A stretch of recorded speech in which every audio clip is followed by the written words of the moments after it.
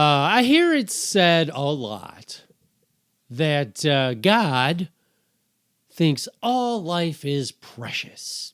Oh, it's so precious. I do not believe that that is true at all. The reason I don't believe that is true because if there's a God and God believes that life is precious, why did he design it that most things that need to survive, like, have to murder another living thing and then eat it? That doesn't sound like, that sounds to me like life is expendable in God's eyes. Like, oh, life, nothing. That means nothing to me. Oh, and it's murder. Oh, yeah. It's not like it's humane in any way. The lion doesn't go up to the zebra and say, like, hey, what's that? And inject him with a needle. Go to sleep. Go to sleep. When you wake up, you'll be in my belly. Yeah. No, that's not what happens. No, it's violent, disturbing. I one time saw a hawk fly down, grab a pigeon, and start to slam the pigeon onto the asphalt until it was dead. And then it flew off with the pigeon in its talons to, I assume, eat its eyeballs and everything else. So, how again? I mean, I get it. It's something I tell myself all the time. Like if I see a spider in the tub or something, right? I'll think, I could just turn on the water, wash this thing right down the drain, and that'll be the end of that. But then I think, you know what? I'm going to save this thing. I'm going to save it because maybe God will, think kindly of me for saving one of his precious creatures. Maybe God will reward me somehow. So I go through the trouble of fishing it out gingerly, chasing it around the tub, not the trub. And then I finally get it out of the tub. I set it on the floor. And that's when my cat comes over and eats it. And I'm like, well, that was fucking pointless. So, I don't know. Here's the other thing that's confusing about predation. Is all right, so God gives us the sun. And it turns out we can get everything we need from the sun. Like, I don't mean you can just stand in the sun and survive. You'll get skin cancer. But I mean, the way it works is the sun hits the earth and plants turn that into food that we can survive on. But somewhere along the way in evolution, certain animals said, now, hear me out on this. We could eat the plants. Yeah, I get that. I get it. But what if instead of eating the plants, we ate the things that ate the plants? I mean, we would get the same nutrition, but then we get the extra added bonus of seeing the terror on their eyes when we chase them across the Serengeti. Plus, there's always that cute moment, like, they fight us, and then eventually they're just like, I guess this is happening. I always wonder, too, if, like, carnivores take a little extra pleasure in killing herbivores. Because here you are, for some reason, you have to eat meat. You have to kill other living things to survive.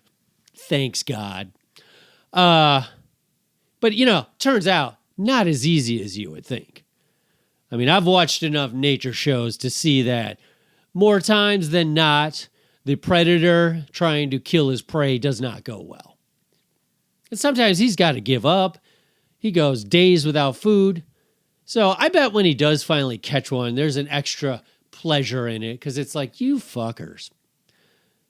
You know, you guys have no idea what I have to go through to eat. And meanwhile, you guys, all you have to do is just bend over and eat grass. Grass, which is everywhere. Yeah, you guys deserve to be murdered by me. So that's just my thought on carnivores. And so here's the other reason why I don't think God values life or thinks it's precious. Because let's just say I was eaten by a bear. I don't know how it happened, but let's just say it happened. I was eaten by a bear. Let's say you and a couple of your friends decide to go to where I was eaten, right? You go to the cave where I was eaten. The bear's gone. He's gone by now. So there you are. You're in the cave, and you go, what a shame. What a shame about David being eaten by that bear. I mean, look at this. Look at this footage. This is him. This is him in his podcast. Look at him. He's full of life. He looks healthy, happy. He's funny, depending who you talk to. And now look at him. He's a pile of shit. Healthy, happy, funny, depending who you talk to. Pile of shit. Covered in flies. Soon to be a maggot nursery. So that, I don't know, feels like an extra FU from God. Like, oh yeah, no. Not only do you have to go through the terrible experience of being murdered and then eaten alive, because most of the time you're still alive while you're being eaten, because, you know, these predators, they're kind of dicks. Like, they don't kill you because they're hungry. They're like, I got to get to the food. They do whatever it takes to get you to stop kicking at them, and then they start eating. And most of the time, yeah, I get it. You're still alive while this is happening. But as an extra insult, I'm going to go ahead and make it so that after they eat you, they turn you into the most disgusting thing on the planet. Unless you're a fly, then it's the best thing that's ever happened. So I don't know. I find it difficult to get on board with the whole life is precious thing. And here's another argument. What is the number one source of food for predators? I'll give you one guess. It's babies. The number one thing that is eaten by predators is babies. Babies. Predators know that babies are vulnerable to the point where adults who have babies have they've done the math. Like, they already have accepted, hey, not all of you are going to make it. An octopus will lay like 1,000 babies knowing that maybe one will turn into an adult. You know, penguins, they'll do their best to protect their nest, but at some point they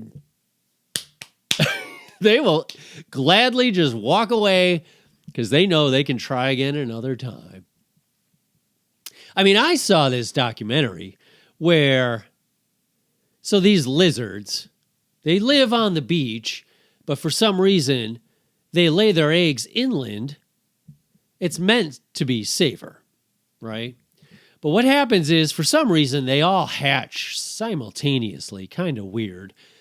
And they hatch simultaneously, and then they got to make a mad sprint for the shore. Why the mad sprint? Oh, because snakes have also learned that right around this time, simultaneously a bunch of food just comes out of eggs, and oh boy, it's a feeding frenzy. Which, what a shit kick in the fucking lizard balls that is. Right? You're in an egg. It's all warm, safe. But for some reason now you are like, it's time for me to get out of here. Click, click, click, click. You get out, you break the egg apart, and you're like, oh, I wonder what life has for me today. What does this life have in store for me? The hell's that thing? I don't know, but I know I gotta run. Here's you and a bunch of other lizards. It's like storming the beaches on Normandy because you're looking around and lizards are just being killed left and right by these big, long, scary things. You don't know what they're called because you were just born. And now you're running for your life. I mean, this definitely takes survival of the fittest and really condenses it to the fastest. Like, literally the best and fastest lizards are going to survive. What's that, though? God. Right? Like, it's a known fact. Like, I always am perplexed by the fact I don't see more dead animals. Like geese. See geese all over the place. I've never seen a dead geese or goose just lying in the middle of, like, a field. And, of course, you would say, well, when they die, they get eaten. But what I looked up is it turns out most things never die naturally. They never die naturally in nature. They die naturally in your house when they're domesticated. But in nature, most things will just become food long before they ever become, old and sick. In fact, there are some animals that never die. Like, I think there's a jellyfish or something that is technically immortal. Like, if it could stay safe, it would never die, but it dies all the time because of predation. There's even, like, microorganisms that can technically never die, but same thing. So, I don't know. Is that what it is? Is this God's way of population control? I mean, obviously, you would argue that, yeah, because if everything just always lived, and if everything only ate plants, then eventually that would be a resource issue, I suppose, but I don't know. I was thinking about this, too. Like I asked somebody once who was religious. I said, why would God make it so you have to murder other things and then stuff them into your mouth and consume them just to live? And the answer I got was, well, it didn't used to be that way. But then, the whole Garden of Eden and Adam and Eve, that's what it was.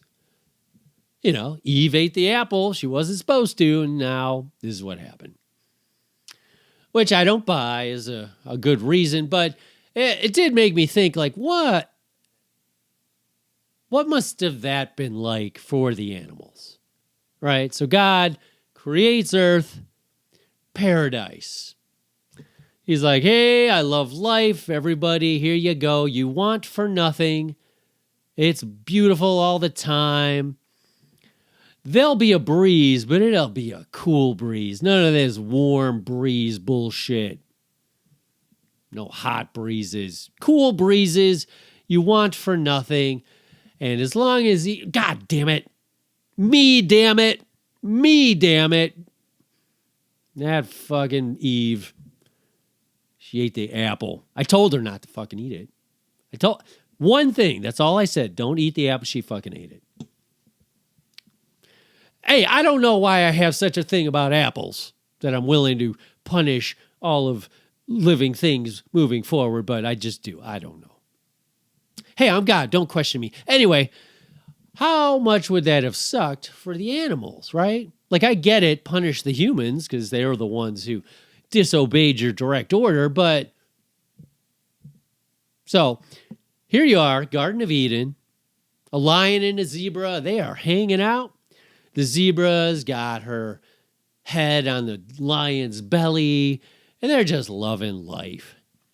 And all of a sudden, crunch of an apple, the lion's like, this is gonna sound weird, but For some reason, I have the strongest desire to chase you down and use these things and these things to rip you to shreds and then,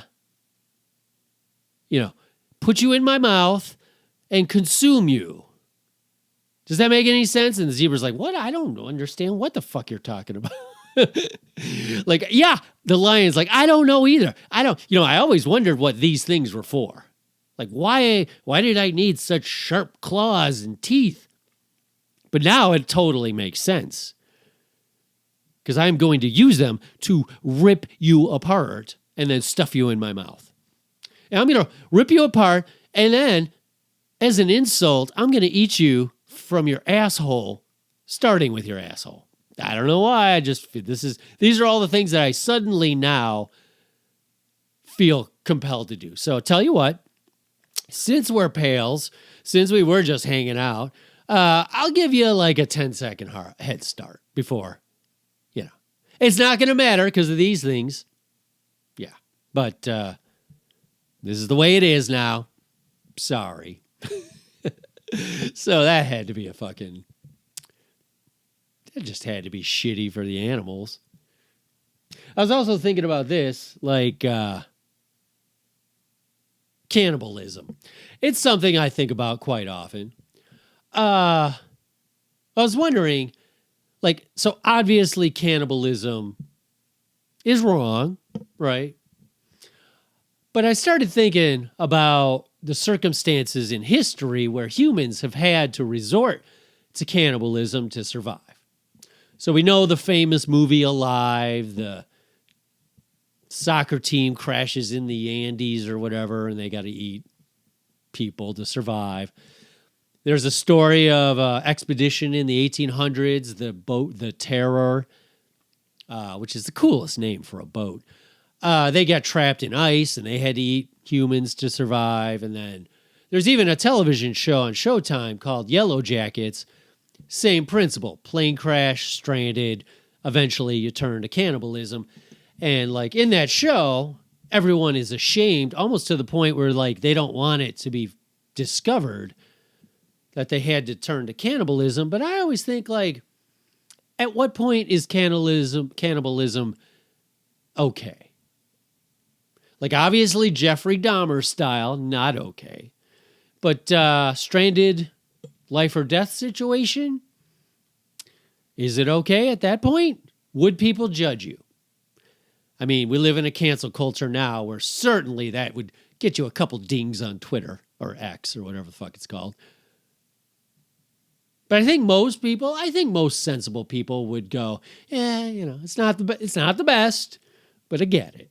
And I probably would do the same thing. But then that brings up another point. At what point is it okay? Because, all right, eating somebody who died naturally, all right, that's one thing. But at what point now can you get to hunting the other humans in order to survive? Is there ever a point where that's okay? Or does that cross the line? Is that where you're like, no, I'm pretty sure God, even though he made it so that we can eat other things to survive, in fact, we have to, I think even he would probably draw the line. No, it's fine that we kill all the other animals. No, that's totally fine. We can kill them in the most terrible ways, whatever. Yeah, lock them in a pen forever and just murder them and whatever. But yeah, humans, that's where God draws the line. No to hunting humans. So that was something I was thinking about. Also thought, has to be a little bit of a mind fuck, right? You're in a situation you have to kill, or maybe not kill, but you have to eat another human in order to survive. And so you go through whatever that is to do it. And then a day later, there you are, taking a poop. And does it cross your mind?